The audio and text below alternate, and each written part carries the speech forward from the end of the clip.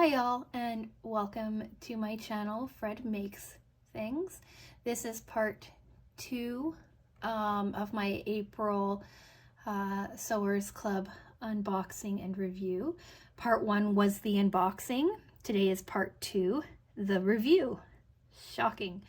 So I have this video that broken down into 3 parts, I guess. We'll see. Part 1 is a quick rundown of the project again, and the leftover pieces that I have. Part 2 is the project itself with some pictures inserted. I'll try to remember to do that section a little differently. I have been just inserting the pictures with some voice or with some music. Today I'm going to try to remember to discuss the pictures as I go through the project. I think that might make a bit more sense. We'll see. And then part 3 is my overall opinion on it. So I'm doing things a little differently as well, as the title and thumbnail suggest. So the woman who sent me this as a Christmas gift has decided to continue the subscription for herself. So this is the first box I bought myself, and what she is doing is she is going to do the boxes in tandem. So we're both going to get the box, make the project, and give our opinions.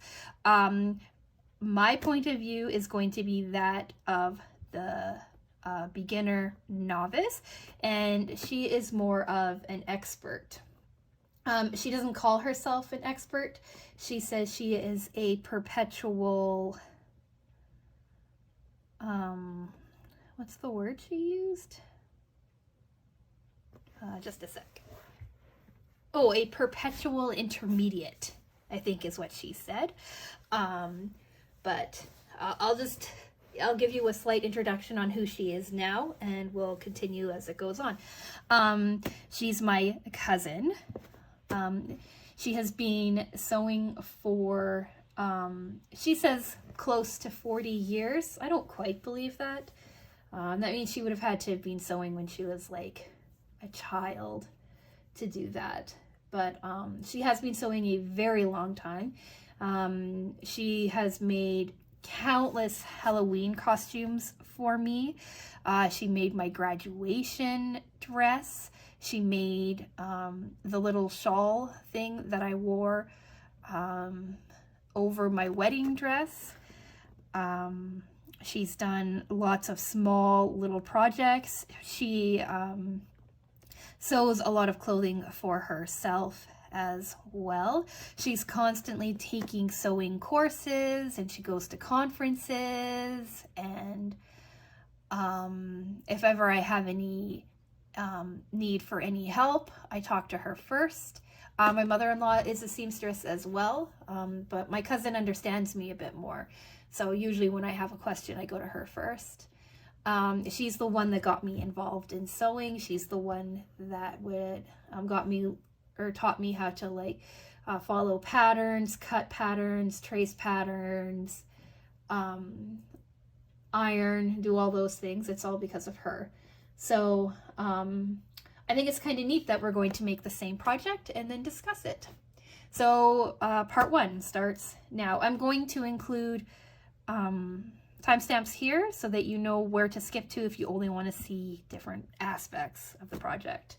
But anyway, so here's part 1, discussing what came in the box. I always put all of my scraps and everything back into the box that I got it in so that I can open it up and quickly discuss it. So here it is. So as a reminder, we were making a diagonal makeup pouch this month. We got 2 different colors of fabric.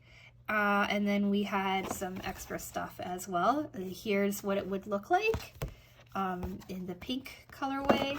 And then on the back are all of the instructions. You have your cutting instructions here, how much you got of everything here, and then the sewing instructions here. Under here is the instructions, or the password for the online tutorial that they do. They do it in tutorial video, which I really enjoy. So this is the project. Then in here we got, these are my scraps. So this piece of paper shows you some of the colors that you can get, and on the back shows you like your bonuses and stuff. So in this box, my bonus, because I pay for the bonuses, but or my add-on, I pay for the add-on, sorry. So in the box you got a fat quarter, which ended up being this fabric here. It's really pretty tealy color, with like chairs and lamps and plants and things. I'm not sure what I'm going to do with this yet, but I really like the fabric. So yeah, and then we also got a pink spool of thread, which I didn't use, a handmade attachment tag, which I said I was going to use and then didn't because I forgot. And then we had add-ons, which were a marking pen, a Fusion marking pen, which isn't in the box. I don't know what I did with it. And these ruler template, or ruler template grips. They're clear, adhesive, repositional little pieces of plastic. Yeah, I used these to keep my ruler straight for when I did the diagonal cut, and I absolutely love them. Love this. I think this is a really great add-on. Really like it. The other thing I had was a marking pen that erases with heat. I can't see it anywhere around me. I don't know what happened to it.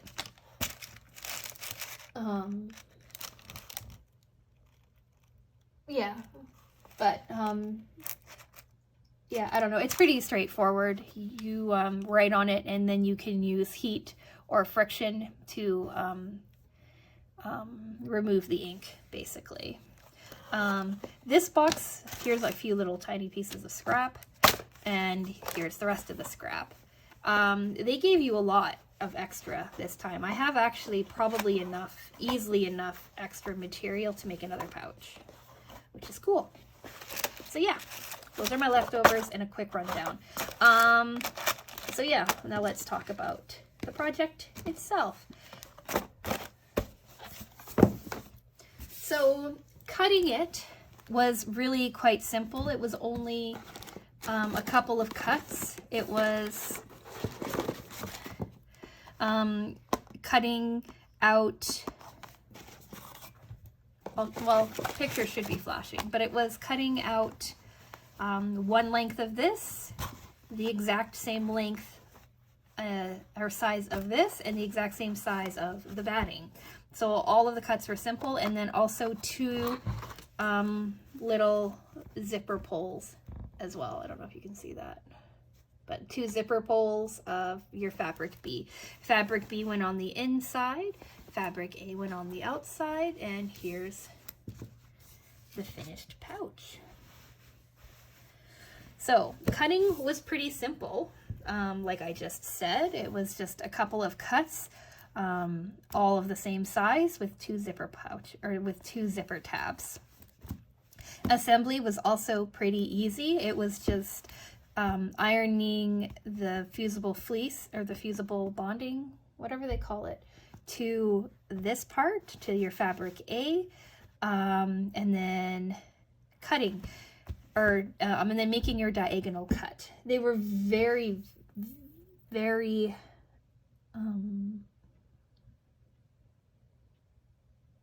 they made it very clear that you had to be very careful when you did your diagonal cut, right?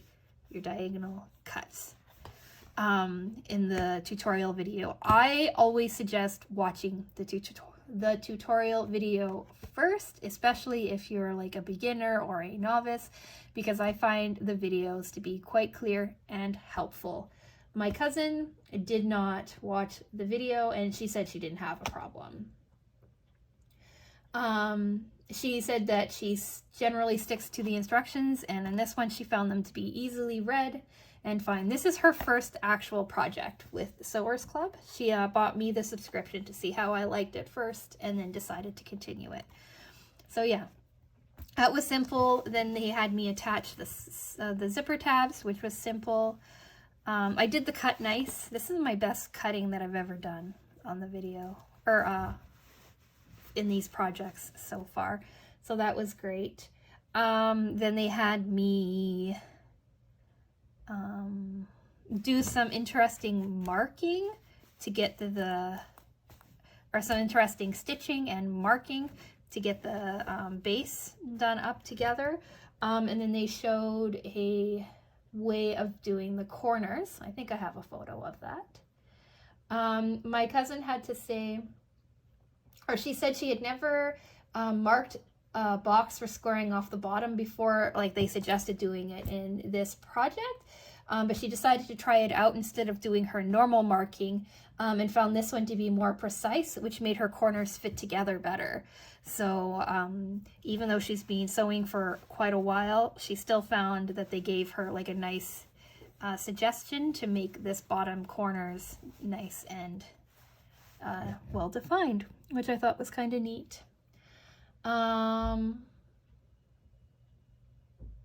Yeah, so that's it. This was like getting, and then I shouldn't say that's it. So once you defined your corners and they're not straight. Are they straight?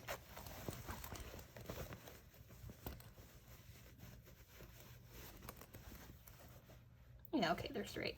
Once you defined your corners, you sewed them, cut off the excess, and then you sewed it all together, leaving a gap at the bottom of this here, right down here. Did I? Oh. Anyway, a gap down here so that you could sew it all together. Yeah, and then this is how the final bag came out. It's nice and straight and simple. And I didn't actually finish sewing up the interior, which is why I was surprised at myself. I chose not to quilt it. The instructions didn't tell me specifically to quilt it. She did choose to quilt hers. Here's a photo of that. We ended up with the exact same fabric A and fabric B, which was surprising. Normally, from what I understand, it's usually a bit more random than that. Yeah, and so that's basically it. That's the assembly of it. Nice and quick, nice and simple, and all that jazz. Okay, pros, cons, and user error, like always. Pros, very simple design, very straightforward instructions. I like that. I liked how they showed me how to do these little boxes. That was nice. I like how they were really careful about showing me how to do the cut. That was nice too. And I like the overall project. So yeah, all the pros pretty good. For my cousin, her main pro was she liked how to square it off. She figured that would be nice.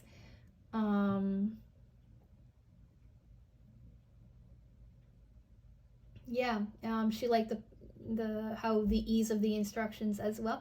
I'm just reading her email as I'm talking, so that's why I'm sounding a bit disjointed. She also liked that the amount of extra material for this. She could easily see herself being able to make a second one if she had more batting, right, with the use of more batting and another zipper. She could easily see herself making another one of these. She also liked how simple the pattern is, and she thought that it would make a really nice like cross body bag if she added like a couple of tabs with D-rings. She thought that she could use it with her nieces as well. They're, I want to say, around 10. So she thought it would be a nice like introductory kind of sewing project with them.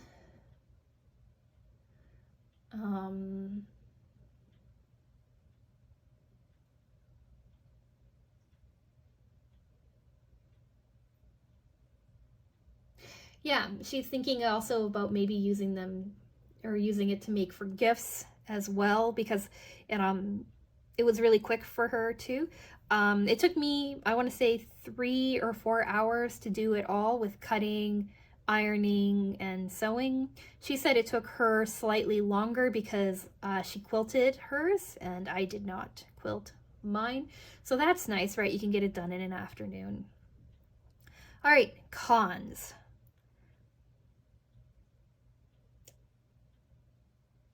I don't have any. Well, okay, I have one. It's being nitpicky. I wish that my interior color and my exterior color were a little bit different, just because I think the interior color gets a little lost. And I also wish that for the first time ever, I wish that the online instructions were a little bit more clear.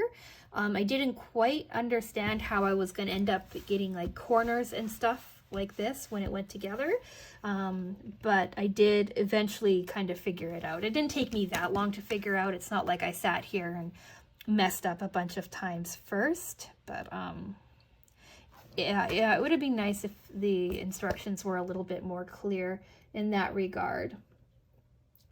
So for my cousin, she found the same thing. She didn't like the simplicity of the interior material. Her fat quarter was actually a really nice contrast color. So she gave me a picture of what it would look like if she had used the quarter as a contrast. So that's kind of neat. Also, they gave me pink thread. And if you look, you can see, right, that like the project is pink. They have pink fabrics, but I got pink thread when nothing in my project was pink. Not even my fat quarter had pink in it. So to get the pink thread, it was a bit off-putting, disconcerting. Like I know that really when you look at how it's stitched together, the only place that you're going to see the thread is my top stitching here and here. But I did go out and I bought matching thread because I just did not like the idea of having like a pink top stitch.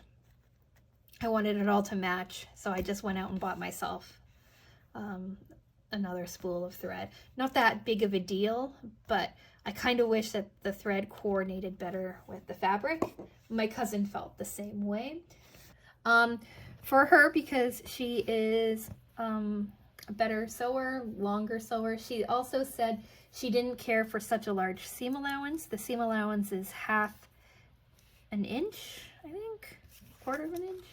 What is the seam allowance? 1/2 inch. The seam allowance is 1/2 inch, and for her that was really thick.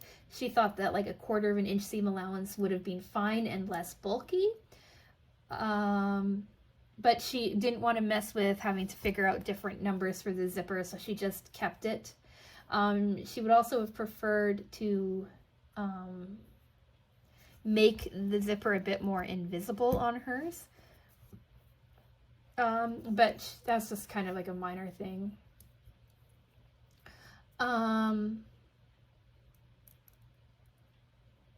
She quilted hers, and she said she did a pretty thick quilt, so she had a hard time turning the corners, I think is what she said.